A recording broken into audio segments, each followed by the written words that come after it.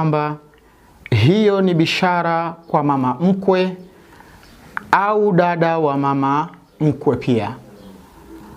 Lakini pia nukta ya tatu ya kuota njozi ya vidole katika usingizi.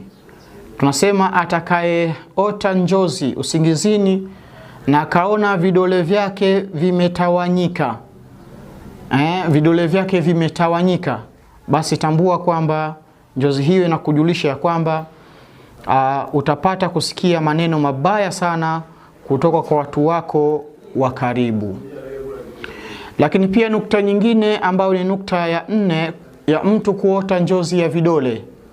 Tunasema atakayeota njozi usingizini na akaona ule weupe wa kucha zake, yani huu weupe huu wa hizi kucha hizi za vidole vyako, ukaona katika njozi zako, basi njozi hiyo inakujulisha ya kwamba weupe wa kuhifadhi, yani huo ni wepesi wa kuhifadhi na ufahamu uliokuwa ni mkubwa katika masomo yako na maisha yako kwa ujumla.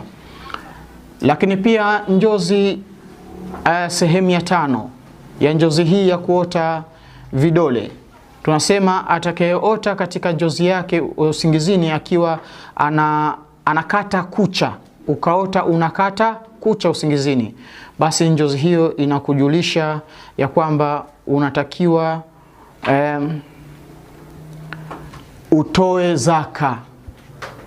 Utoe zaka. Unapoota unakata kucha usingizini, maana yake unaambiwa inatakiwa utoe zaka. Na wapo watu ni wagumu sana kuweza kutoa zaka.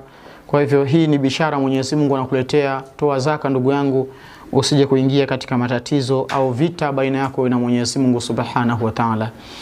Inshallah ndugu yangu, mimi nitaishia hapa katika nukta hii ya kuota njozi za vidole. Tutakuja kuendelea kwa siku nyingine, lakini kwambie kama atakuwa nimezungumza njozi ambayo wewe bado hujaipata kuiota, basi waweza kunitafuta kwa namba ya 0685 496336 au waweza kunitafuta kwa namba ya 0713 439891.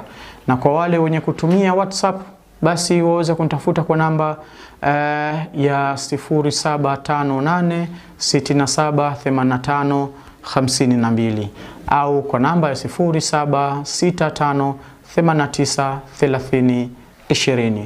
Ni kuage kwa mimi ndugu yako Sheikh Hamis.